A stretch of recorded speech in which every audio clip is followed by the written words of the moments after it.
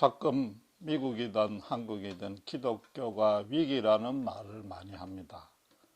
더 이상 부흥하지 아니하고 쇠퇴하고 있습니다. 거기다가 잘못하고 있다는 비난이 들끓고 있습니다. 그래서 그 원인과 해법을 다각도로 분석하고 있습니다. 제 개인적인 의견으로는 가장 큰 원인, 근본적인 원인이 성경을 읽지 않기 때문이라고 여겨집니다. 그래서 그 결과 성경대로 살지 않기 때문인 것입니다. 호세아 선지자의 말대로 하나님을 아는 지식이 없어서 망해가고 있는 중인 것입니다. 물론 역사적으로 봐서 지금처럼 성경이 보편화되고 성경을 읽고 가르치는 것이 흘러넘친 적이 없습니다. 그러나 너무나도 피상적으로 문자적으로 해석하고 적용해버립니다. 교리적인 지식을 갖추지 아니했다는 뜻은 아닙니다. 심지어 본문이 말하는 주제와 전후 문맥상의 의미조차 따져보지 아니한다는 것입니다. 어떤 책을 읽든지 간에 반드시 최소한도로 적용해야 될 그런 규칙을 유독 성경에는 해당시키지 아니하는 겁니다. 그 대표적인 예가 바로 오늘의 본문입니다. 예수님께서 당신을 따르라고 제자하면서 제자들에게 두 가지 사항을 실천하라고 요구했습니다. 첫째는 자기를 부인하는 것이요, 둘째는 자기 십자가를 지라고 그랬습니다. 지금 대부분의 신자들이 이 말씀을 어떻게 이해합니까? 자기를 부인하는 것은 재물에 욕심을 내지 아니하고 세상의 쾌락을 쫓지 아니하며 그런 나쁜 짓들을 억제하려고 노력하는 것으로 이해합니다. 물론 신앙 연륜이 조금 된 신자들의 경우에는 자신이 현실적으로 세운 계획이나 소원을 부인하고 하나님의 뜻을 추구하라고 적용합니다. 또 자기 십자가를 지라는 것도 남들이 갖지 아니하는 자기만의 상처와 문제와 고난을 인내하며 이겨내는 것으로 생각합니다.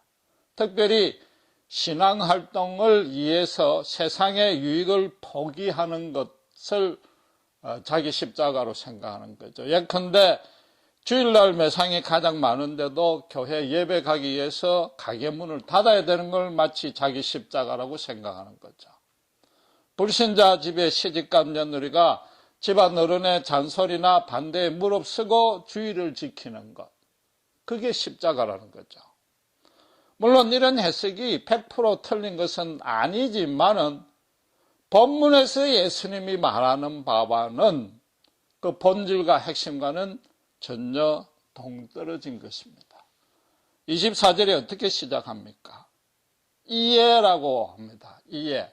그 말은 앞에 있었던 어떤 일과 연결해서 말한다는 뜻입니다. 그럼 그 앞에 무슨 일이 있었습니까?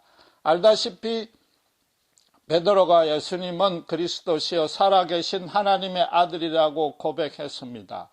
문자적으로는 정답이었지만 그 내용적으로는 틀리게 알고 있었습니다. 그래서 예수님이 하나님의 일은 생각하지 아니하고 사람의 일만 생각한다고 야단을 맞았습니다. 예수님 당신께서는 이스라엘을 로마에서 해방시킬 현실적 정치적 메시아가 아니라는 것입니다. 죄인의 영혼을 구원하러 오셨다는 것입니다. 그렇다면은 자연히 마땅히 자기를 부인하는 것과 자기 십자가를 지는 것도 하나님의 일, 특별히 영혼 구원하는 것과 관련해서 해석해야 된다는 것입니다. 예수님의 정체성이 무엇냐는 것에서부터 이 얘기가 쭉 이어졌기 때문에 예수님 하시는 일로 연결해서 해석을 해야 되는 겁니다. 물론 신자들도 나름대로 문맥에서 비춰서 해석하려고 시도는 합니다. 베드로가 사람의 일만 생각해서 야단 맞았다 그러니까 그냥 단순히 자기 계획이나 소원이나 그런 걸 부인해야 된다고 판단하는 겁니다. 그렇지만 베드로는 사단에게 속아서 하나님의 하는 일을 막았기 때문에 야단 맞은 것입니다. 신자가 우리가 소원하고 계획하는 일들이 하나님의 일을 막는 법도 없으며 사단에게 속아 넘어가는 것도 그리 많지 아니합니다. 이처럼 자기 생각을 부인한다고 해석하는 이 자체도 엄밀히 말해서 문자적으로 해석한 것도 아닌 것입니다.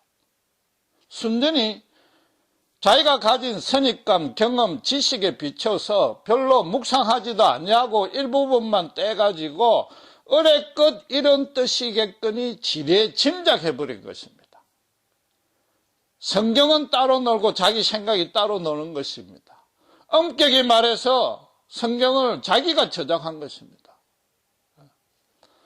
세상의 쾌락이나 물질이나 제약이나 시험에 그 시험과 유혹에 넘어가려는 자기 생각을 부인하는 자체는 분명히 선한 것입니다.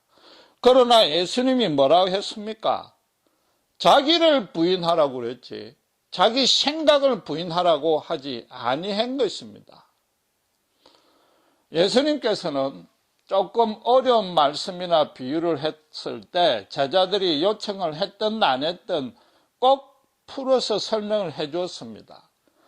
베드로들어 사단아 물러가라고 그랬을 때 베드로로서는 그게 굉장히 엄청난 쇼크였을 겁니다. 그 순간.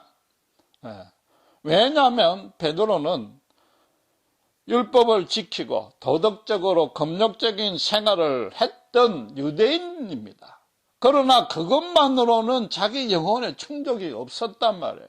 뭔가 이게 아닌데 하고 있었기 때문에 영원한 진리를 배우고자 구원을 얻고자 거물과 배와 가족을 다 버리고 예수님을 3년간 따랐습니다. 예수님은 바리새인들을 저주까지는 했어도 사단이라고 얘기 안 했는데 수제자인 자기를 사단이라고 한 겁니다. 그러니까 예수님도 쇼크를 먹을 것을 알고 곧바로 그 이유를 설명해 주었습니다. 설명한 대로 하나님의 일이 아니라 사람의 일을 생각하는데 그건 사단에게 너가 일시적으로 넘어간 것이라는 겁니다. 그렇다면은 이어서 말씀하신 본문도 결국은 사단에게 안 넘어가려면 예수님의 제자가 두 가지를 시행해야 된다는 맥락에서 이해를 해야 되는 겁니다. 그런데 이 말씀 또한 이해하기 어려울 것으로 보고 25절과 26절에서 풀어서 설명해 준 것입니다. 자기 목숨을 구원코자 하면 잃고 예수님을 위해서 목숨을 잃으면 찾는다고 그랬습니다. 여기서 목숨을 잃으라고 그랬습니다. 예수님을 위해서 목숨을 잃으란 말이에요. 그럼 목숨을 부인하라는 겁니다. 결국 뭡니까? 자기 부인은 목숨을 부인하는 것이란 말이에요. 마찬가지 맥락에서 재물이나 쾌락이나 제약이나 명예나 권력을 추구하는 것을 그만두거나 그쪽으로 자꾸 쏠리는 생각을 부인하는 것은 예수님을 위해서 목숨을 잇는 일 자체는 아니지 않느냐 말이에요. 우리가 얼마나 성경을 피상적으로 읽는지 모르는 것입니다. 본문에서 분명히 문자적으로 예수님이 친절하게 설명해 놓는데도 그대로 해석을 안 하는 겁니다. 유대인의 어법상 동일한 의미를 표현만 바꿔서 반복하는 경우가 많습니다. 자기 십자가를 지라는 것도 사실상 자기 부인하라는 것과 같은 의미입니다. 예수님을 따르라는 것은 원어로 그 따르라는 동사가 같은 길, 가는 방향, 같은 길에 서 있다는 겁니다. 그래서 진심으로 예수님을 따른다면은 예수님 같은 그 길과 똑같은 길로 가야만 하고 더 정확히 말해서 갈 수밖에 없다는 겁니다. 한마디로 바꾸면 십자가에 순교하라는 겁니다. 이 땅의 육신적인 생명이 아무리 풍요하더라도 그건 일시적이고 영원한 가치가 없기 때문에 하나님이 주시는 참 생명과 바꾸라는 겁니다. 혹시라도 예수님을 따르는 것 제자들 전부 다 순교해라 그러니까 너무 극단적인 해석이라고 생각할지 모릅니다. 그러나 25절에 다시 보시면은 예수님을 위해서 목숨을 잃으면 찾는다 했을 때 여기 잃는 것은 분명히 육신적인 생명입니다. 생명입니다. 예수님을 위해서 죽는 겁니다. 예수님을 위해서 죽는다면 그건 순교입니다. 이건 제가 해석하는 것이 아니고 예수님 하신 말씀입니다. 대신에 찾는 것은 뭡니까? 육체, 바디의 생명이 아니고 지정이가 있는 소울, 영어로 소울, 혼과 하나님과 교통할 수 있는 영이 있는 스피릿, 영혼입니다. 영혼은 산다는 겁니다. 그렇다고 해서 오해는 마셔야 되는데 육체는 악하고 영혼은 선하다는 뜻은 절대로 없는 겁니다. 육체가 죽는다고 해서 인간 존재가 종식되거나 멸절되지 아니한다는 겁니다. 한 개인이라는 인격체는 여전히 연속해서 살고 있대 새로운 차원에서 그 존재하는 방식만 달라질 뿐이라는 겁니다. 여기서 예수님이 잃고 찾는 목숨이란 단어는 헬라어로 프시케, 간단히 말해서 숨 쉬는 거, 호흡하는 건데 창세기 2장 7절에 하나님이 사람을 흙으로 지으시되 코에 생기를 불어넣었다 하는 그 생기와 동일한 단어입니다. 하나님이 생기를 부어넣으니까 사람이 비로소 생명이 되었다는 겁니다. 그 뜻은 뭔가 하면은 인간은 동물과 달리 육신은 하나님이 주시는 생명으로 호흡하되 거기에다 플러스해서 영혼은 하나님이 주시는 영으로 호흡해야만이 완전한 존재, 인간으로서 인간다워진다는 겁니다. 그렇기 때문에 인간만은 유일하게 육신의 호흡이 끊겨도 하나님의 영으로 하는 호흡은 지속되는 존재라는 뜻인 겁니다. 쉽게 말해서 임사체험을 하는 경우를 보면 알 수 있습니다. 교통사고가 나서 응급실에 분명히 의학적으로 심장박동이 멈추고 죽었습니다. 그러나 그 사람이 어쩌다 얼마 있다 소생하는데 그런 사람들은 자기 바디는 피를 흘리고 그 침대 위에 분명히 죽어 있는데 그 누워 있는 모습을 자기 영혼은 자기 그 신체를 보는 겁니다. 그때 육신이 자기가 아니고 그걸 보고 있는 또 다른 자기가 진짜 자기이며 인간 존재의 본질이라는 겁니다.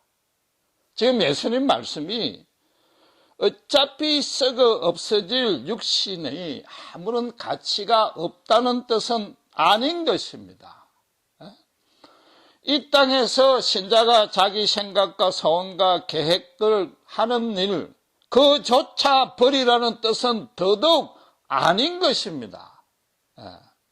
하나님이 주시는 영원한 생명, 하나님의 영으로 호흡하는 존재가 되는 것, 그게 얼마나 고귀하고 소중한지 알라는 겁니다. 26절에 온 천하를 얻고도 제 목숨을 잃으면 아무 소용이 없다 했을 때 여기 목숨은 물론 1차적으로 생명입니다. 그러나 전후 문맥적으로 따져서는 영혼 구원을 받지 아니하는 자는 아무리 온 천하의 은을 다 얻어도 그것과 비교해서 훨씬 더 나쁘다는 겁니다. 구원이 그만큼 시급하고 정확하다는 겁니다. 더 정확히 말하면은 온 천하가 있어도 영생이 없으면 아무것도 없다는 겁니다. 대신에 이 땅에 가진 것 하나 없어도 심지어 육신적인 생명을 잃어도 영생을 가졌기 때문에 하나님 그분이 가졌기 때문에 전부를 가진 것이단 말이죠. 이게 예수를 따르는 제자도의 본질이라는 겁니다. 바울이 디모데들어 자기 제자인 디모데들어 배우고 확신한 일에 거해라 했을 때 어떤 교리에 거하는 것이 아니고 전부 되시는 이 우주 창조자요, 운행자요, 통치자요, 구원자 되시는 하나님, 그분의 생명을 내가 소지하고 있기에 그런 확신과 체험 안에서 실제로 살아라. 그 얘기인 것입니다.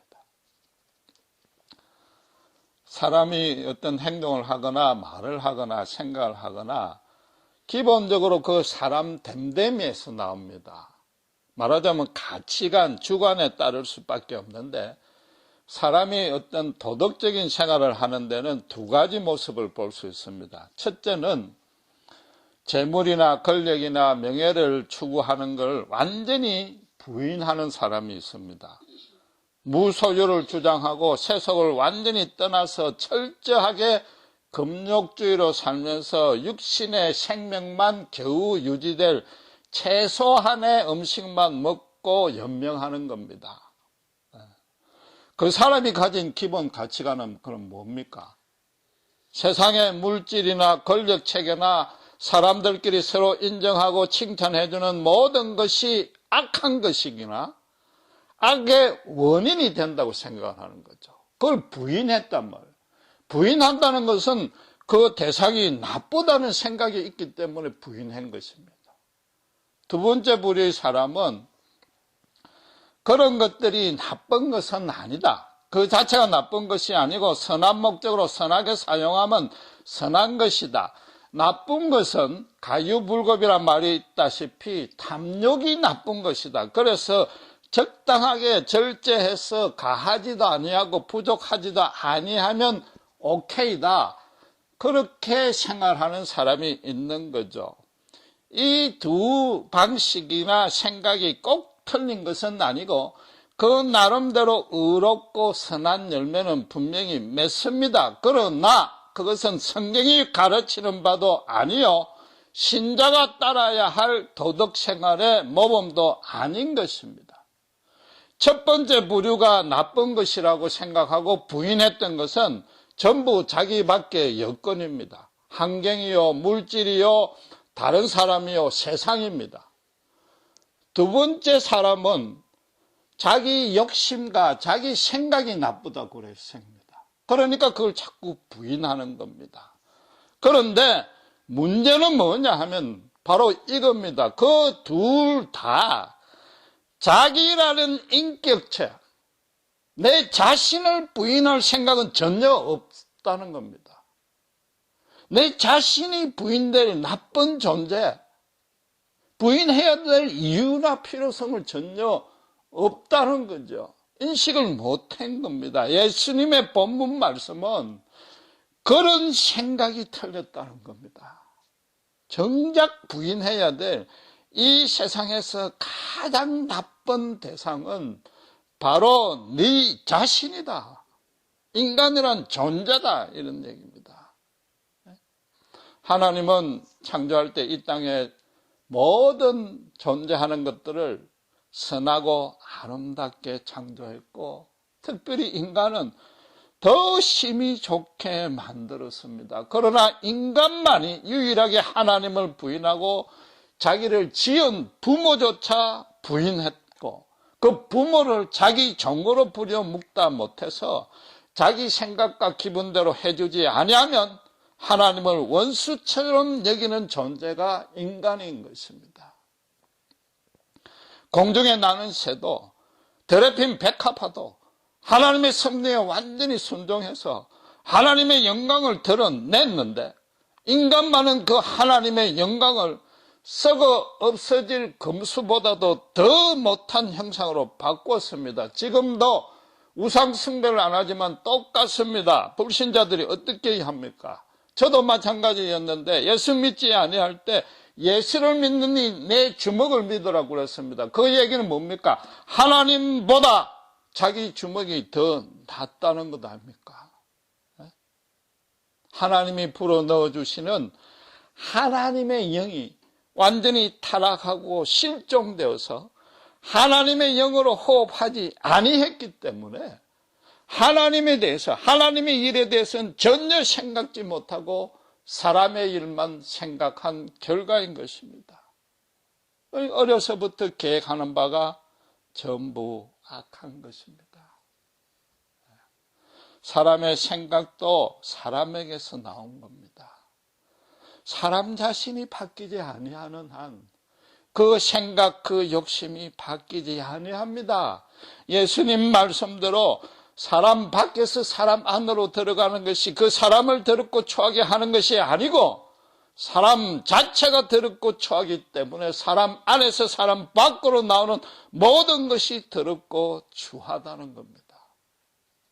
27절에 예수님께서 재림하실 때 각 사람이 행한 대로 갚는다고 했습니다. 그 뜻이 이 땅에서 나쁜 짓을 하지 아니하고 얼마나 거룩하고 의롭게 살았는지 그걸 보고 심판하겠다는 뜻이 아닙니다. 아닙니다.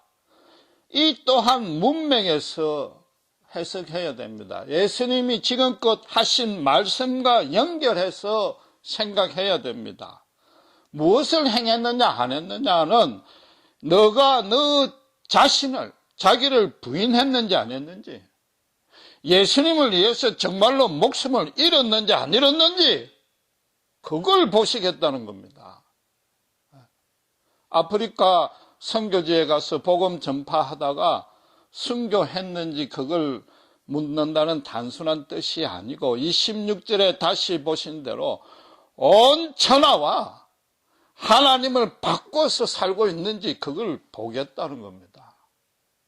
쉽게 말해서 예수 없는 미국 대통령으로 사느니 예수 있는 세탁소 주인으로 뼈빠지게 고생하는 것을 더 감사하고 기뻐했는지 그걸 보겠다는 거죠. 베드로도 이스라엘이 로마에서 해방되겠다는 것, 시켜달라는 그 소망 자체가 나쁜 것이 아니라 그렇게 하는 것이 만사형통하고 모든 문제를 근본적으로 해결할 것이라고 착각한 것이 사단에게 넘어간 것이단 말이에요. 그게 잘못되었는지 깨달았는가? 그 깨달은 대로 실제로 살았는가? 그걸 하나님이, 예수님이 다시 오셔서 보시겠다는 겁니다. 예수님이 이 땅에 도덕적 훈련을 시키려 온 것도 아니요. 인간이 갖고 있는 약점이나 허물을 보완해서 수정해서 그걸 개발하고 성숙시키려 하는 뜻도 아니요. 마음을 다스리는 법을 가르쳐서 선한 일을 하게끔 하려고 하는 것도 아니요. 올바른 사회인으로서의 책임을 다해라는 것도 아닙니다. 그런 일이 중요치 않다는 뜻이 아니라 그 모든 것들 가운데는 여전히 자기를 부인하겠다는 생각이 없기 때문에 인간 문제의 근본적인 해결책이 안 된다는 겁니다. 구약의 이스라엘 백성처럼 그런 훈련에 열심이고 뛰어난 종족이 없었습니다. 그 중에서도 가장 어렵다고 칭찬받았던 바리새인과 제사장들이 아무 잘못도 안 하고 선만 베푼 예수님을 십자가에 못 박는데, 인간이 그러한데, 인간 중에 가장 선한 자가 그러한데 도대체 무슨 방도가 있느냐는 겁니다.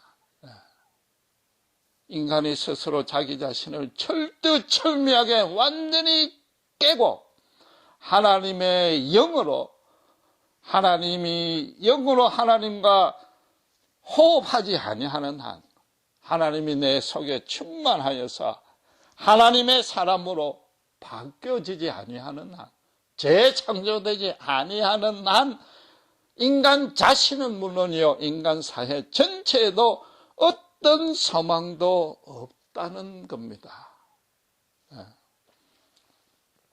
예수를 믿는다는 것, 죄에 찌들었던 한 인간이 하나님을 알게 된다는 것, 이건 엄청난 겁니다. 완전히 뒤집어져서 전혀 다른 사람이 되는 겁니다.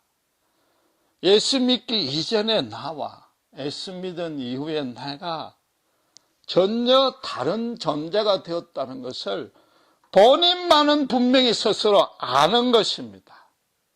그래서 다시는 예수를 몰랐던 이전의 자기로 돌아가지 않겠다는 겁니다. 실제로 그렇게 사는 겁니다.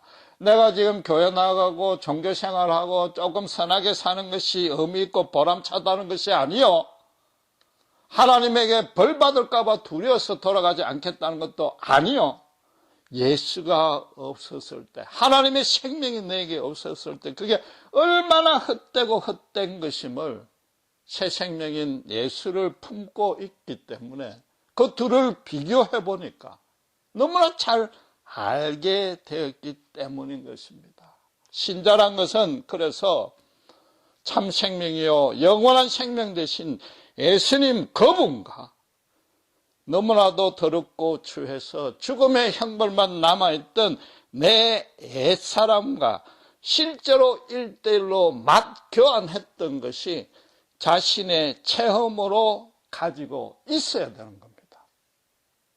기독교 신앙의 출발은 자기 존재 전부를 부인하고 실제로 예수님의 십자가에 옛사람을 못 박아 죽이는 겁니다. 말하자면 그게 순교입니다. 순교로부터 기독교 신앙이 출발하는 것이요, 그 이후에도 내가 죽어도 예수님을 포기하지 아니하겠다는 거니까, 목숨과 예수님과 맞바꾸겠다는 거니까, 그런 각오와 헌신으로 지금 살고 있기 때문에 그 또한 순교인 것입니다. 지금 내가 처해 있는 환경 바로 그곳에서 어떤 사건을 겪든지 간에 어느 누구를 만나든지 간에 나는 죽고 예수님의 생명이 하나님의 영으로 호흡하고 있는 하나님의 영의 사람이 된 그 모습을 드러내어야 되는 것입니다. 이 땅에 살아가는 동안에 로마서 12장 1절의 말씀대로 너 몸을, 우리 전부를 하나님이 기뻐하시는 산제사로 드리는 겁니다. 여기서 산제사란 말은 희생입니다. 제물입니다. 실제 죽음입니다. 예수 믿는 삶도 순교적인 삶을 살아가는 것입니다. 예수님이 처음 이 땅에 오셨을 때부터 십자가에 죽기로 계획하고 오셨고, 예수님의 모든 생애는 골고다 언덕으로 가는 길이었던 것과 마찬가지로 예수님을 따르는 제자들도 이 세상의 죄와 죽음과 사망, 사단에 대해서는 자기 자신이 완전히 죽고 예수 안에서의 참 생명과 진리와 빛에 대해서 다시 살아나는 삶을 살아가는 것이다. 이 본문은 사실은 참 심각한 의미입니다. 모든 교인들이 아주 진지하게 묵상해야 됩니다. 참 많은 교인들이 예수를 믿고 교회 나오는 이유가 뭡니까? 내 속에 있는 악한 생각을 좀 부인하고 도덕적으로 어렵고 선하게 살고 싶어서 오고, 내가 지금 겪는 문제, 고난, 상처들을 기도해서 해결받으러 옵니다. 그 생각이 나쁜 것은 아닙니다. good or bad로 따져서 bad은 아닌 겁니다. 그러나 성경이 말하는 진리냐 아니냐 했을 때, true냐 false냐 아니냐 했을 때 그건 틀린 것입니다. 본문을 해석할 때 자기 부인을, 자기 생각을 부인하는 것이고 자기 십자가를, 자기 고난을 부인하는 것이라고 해석했는데, 그 해석도 결국은 자기 주관에서 나온 것입니다. 그래서 부인할 대상이 뭐예요? 자기의 생각, 악한 생각을 부인하는 것이고 자기의 문제를 부인하겠다는 것인데, 아직까지도 내 존재 자체가 너무나 추하고 더럽기 때문에 내 존재를 부인하겠다, 부인했던 체험이 없다는 것을 이해한단 말이에요. 그게 반영하는 것이단 말이에요. 자기 생각대로 성경을 해석할 수밖에 없으니까 자기를 부인할 생각은 아니하고 자기 생각에다가 그 탓을 돌리는 것이단 말입니다. 그렇게 되면 그 이후의 신앙생활도 어떻게 되는가 하면은 젊은 가부가 좀 안 된 말로 정력이 이를 때마다 자기 바늘로 자기 허벅지를 찌르듯이 신앙생활이 그냥 평생을 통해서 도덕적으로 나쁜 행동을 죽이려고 노력하고 문제가 생기면 그거 해결받으려고 기도하고 그걸로 끝이 나는데 그건 다른 종교에서도 가르치는 내용인 것입니다. 서두에 기독교가 힘이 빠진 이유가 성경을 읽지 아니하고 성경대로 살지 아니한 탓이라고 제가 말씀드렸습니다.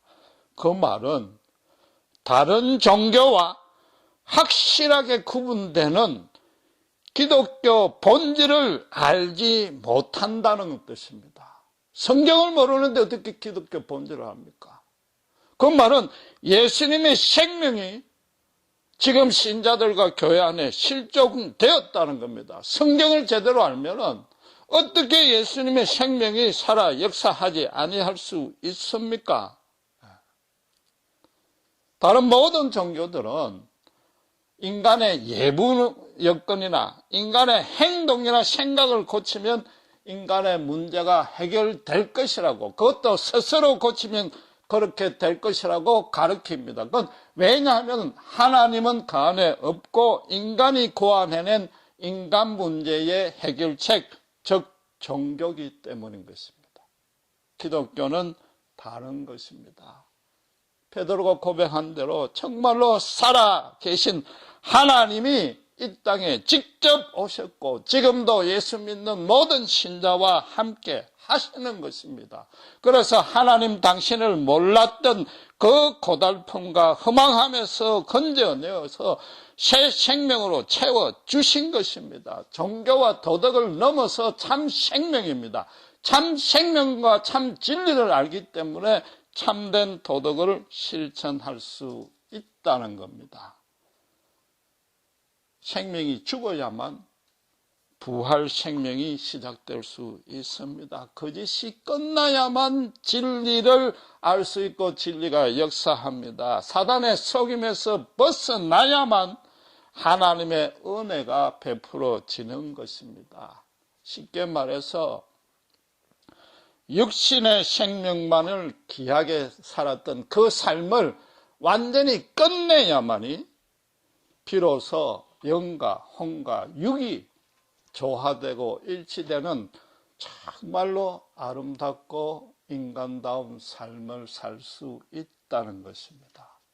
신자는 살아계신 예수님과 함께 매일매일 하나님의 영으로 호흡해서 살아가는 존재인 것입니다. 잃었던 목숨을 예수님으로 인해서 다시 찾게 되었고 그 다시 찾게 된 생명에는 두 번 다시 죽음이 따르지 아니하다는 것이 오늘 본문의 말씀인 것이요. 이 말씀이 얼마나 신자에게 확신의 근거요 삶의 능력인지 실제로 누리고 실천해야 되는 것입니다. 기도하시겠습니다.